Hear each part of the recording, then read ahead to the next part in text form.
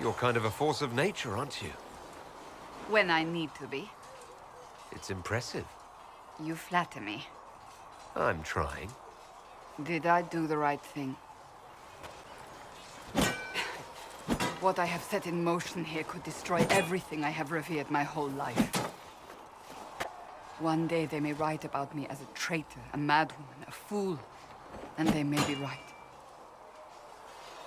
What does your faith tell you? I believe you are innocent. I believe more is going on here than we can see. And I believe no one else cares to do anything about it. They will stand in the fire and complain that it is hot. But is this the Maker's will? I can only guess. What's going to happen now? Now we find allies to help us close the breach, if that is even possible. And if there are consequences to be paid for what I have done, I pay them. I only pray the price is not too high. Isn't it a bit late to worry about it now? We have only just begun.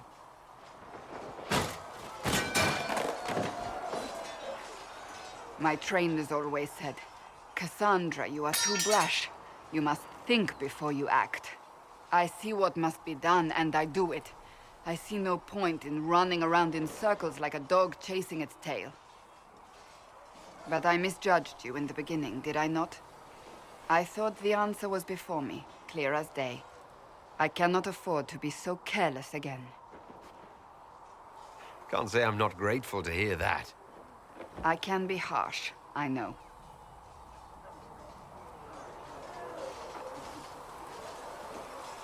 You've said you believe you're chosen.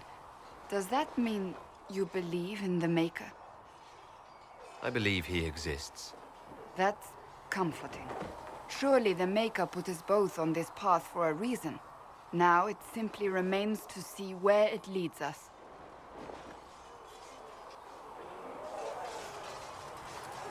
It occurs to me I don't actually know much about you. What do you want to know? I'm not sure. Where are you from?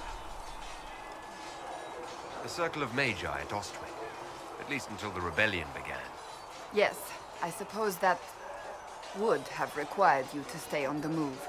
Tell me, do you consider the Free Marches your home?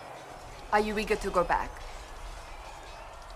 Wherever I am is home enough for me. That's how I feel now, after years of tending to business for the Divine. I'd like to get to know you better. You would? Is that a problem? Not entirely. I'm just curious as to your motivation. Is there any harm in us becoming a little closer? Plenty. Is that right? As you wish. My name is Cassandra Pentecost, daughter of the Royal House of Navarra, 78th in line for the Navarran throne. I joined the Seekers of Truth as a young woman, and was with the Order until they withdrew from the Chantry. I remained as the Divine's right hand, carrying out her order to form the Inquisition. And here we are. That's all there is to know, my lord. You're a member of Navarra's royal family. The Pentecosts are a very large clan. Half of Cumberland could say the same. Really? No, but it feels that way. I have hundreds of relatives so distant they need charts to prove we're related at all. And they have them. Oh yes. The Pentecosts value their precious blood like it runs with gold. And you joined the Seekers to get away from that? It was a life worth getting away from. The Pentecosts are famed for dragon hunting, but few actually pursue the craft. Most are fat and lazy. They pay lip service to the Maker and care only for idle pleasures and past glories. My brother was all that kept me in Navarra. Once he was gone, so was I. Tell me about your brother. I would prefer not to speak of Anthony. Another time, perhaps. You don't seem to like your homeland much.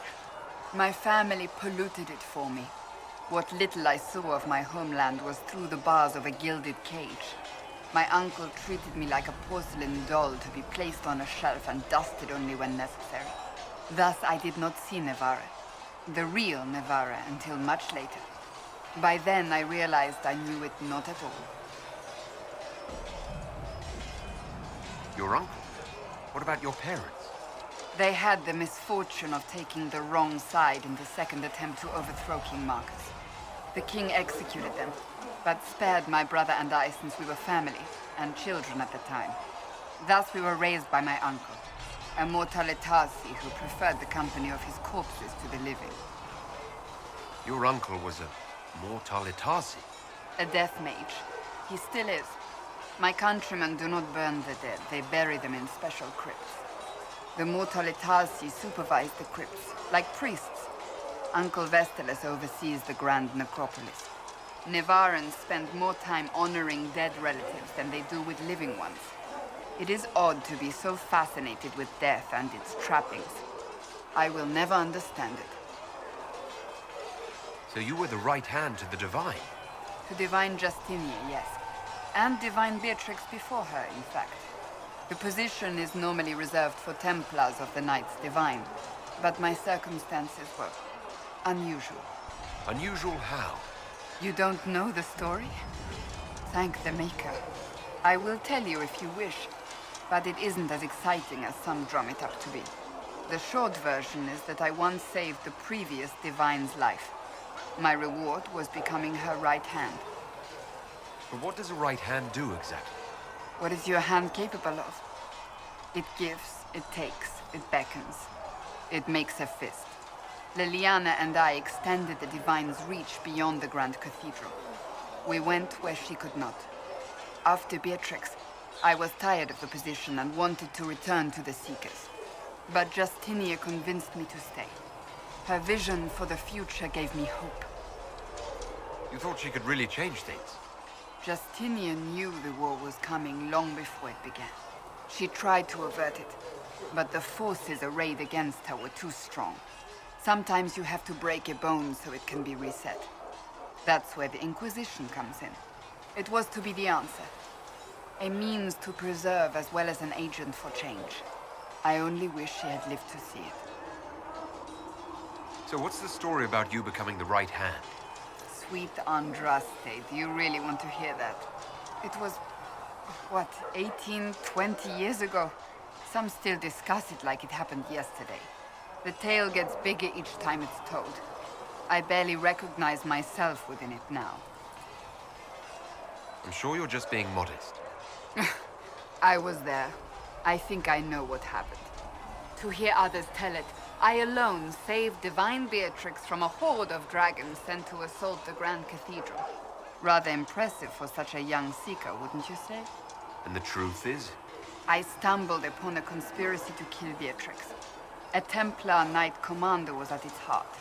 And there was a dragon battle at the Grand Cathedral. But I had help from loyal mages who rallied to the cause.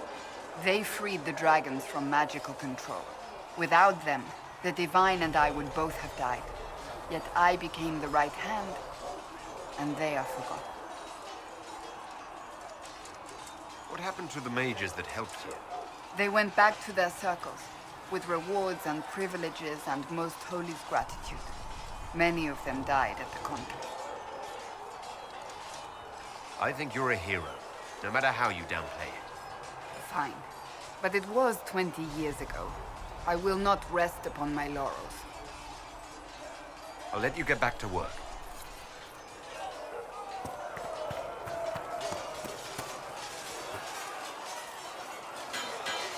You there. There's a shield in your hand. Block with it. If this man were your enemy, you'd be dead. Lieutenant, don't hold back. The recruits must prepare for a real fight, not a practice one. Yes, Commander. We've received a number of recruits. Locals from Haven and some pilgrims. None made quite the entrance you did. At least I got everyone's attention. That you did. I was recruited to the Inquisition in Kirkwall myself. I was there during the Mage Uprising. I saw firsthand the devastation it caused. Sir. Cassandra sought a solution. When she offered me a position, I left the Templars to join her cause. Now it seems we face something far worse. The Conclave destroyed, a giant hole in the sky. Things aren't looking good. which is why we're needed. The Chantry lost control of both Templars and mages. Now they argue over a new divine while the breach remains. The Inquisition could act when the Chantry cannot. Our followers would be part of that. There's so much we can... Forgive me.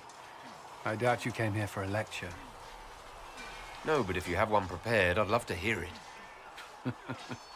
Another time, perhaps. There's still a lot of work ahead. Commander, Sir Ryden has a report on our supply lines. As I was saying.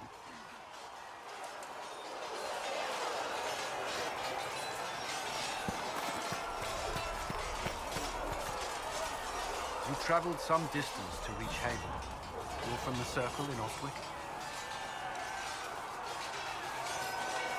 I was. It's exciting, being away from that life, being somewhere new. Maybe that's selfish, given what's happened. No, it's only fair, I suppose. We are grateful for your assistance. Did you leave anyone behind in Kirkwall? No. I fear I made few friends there, and my family's in Ferelden. No one special caught your interest? I can't say I was looking. Honestly, I was not good company right now. I might enjoy your company. I would value your friendship. I'm afraid I cannot offer more.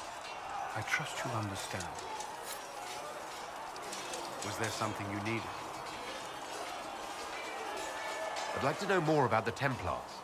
If you need insight into what the Order is doing now, I'm afraid I can't offer more than you already know. Anything else, I will answer as best I can. Why did you join the Order? I could think of no better calling than to protect those in need. I used to beg the Templars at our local chantry to teach me. At first, they merely humored me. I must have shown promise, or at least a willingness to learn. The Knight Captain spoke to my parents on my behalf. They agreed to send me for training. I was 13 when I left home. 13? That's still so young. I wasn't the youngest there. Some children are promised to the Order at infancy. Still, I didn't take on full responsibilities until I was 18. The Order sees you trained and educated first. What about your family? Did you miss them? Of course. But there were many my age who felt the same. We learned to look out for one another. Prior to the Conclave, I'd only encountered Templars in the Circle. Did they do anything besides guard mages? Templars protect against the dangers of magic. Before the Order left the Chantry, that meant serving in a circle. They were also tasked with tracking apostates, or fighting demons inevitably summoned by the weak or malicious. What do you think of mages? Are they all a threat? I've seen the suffering magic can inflict. I've treated mages with distrust because of it, at times without cause. That was unworthy of me. I will try not to do so either. Not that I want mages moving through our base completely unchecked. We need safeguards in place to protect people, including mages, from possession, at the least. I know how I spent my time in the Circle. But what was a typical day for a Templar? Typical. The last time I was in a circle was right before it fell apart. Nothing was typical. Before that, then? Certain rituals require a full guard. A mage's howling, for instance. I've attended a few. Most of the time, you merely maintain a presence, on patrol or in the circle, ready to respond if needed. Mages pretend to ignore that presence, but they're watching you just as closely. We would spend all day with Templars, and yet they rarely spoke to us. A habit often mistaken for coldness, I'm sure. But we are expected to keep a certain distance from our charges. If a mage is possessed or uses blood magic, you must act quickly, without hesitation. Your judgment cannot be clouded. Of course, ignoring one another does nothing to foster understanding. What does Templar training involve? There is weapon and combat training. Even without their abilities, Templars are among the best warriors in Phaedrus. Initiates must also memorize portions of the Chant of Light, study history, and improve their mental focus. Did you enjoy your training? I wanted to learn everything. If I was giving my life to this, I would be the best Templar I could. You were a model student. I wanted to be. I wasn't always successful. Watching a candle burn down while reciting the chant of transfigurations wasn't the most exciting task. I admit, my mind sometimes wandered. The Templars take vows. I swear to the Maker to watch all the mages, that sort of thing. There's a vigil first. You're meant to be at peace during that time, but your life is about to change. When it's over, you'll give yourself to a life of service. That's when you're given a filter, your first draft of lyrium and its power. As Templars, we are not to seek wealth or acknowledgement. Our lives belong to the Maker and the path we have chosen. It's all I wanted to know. Thank you. I'm sure you have other matters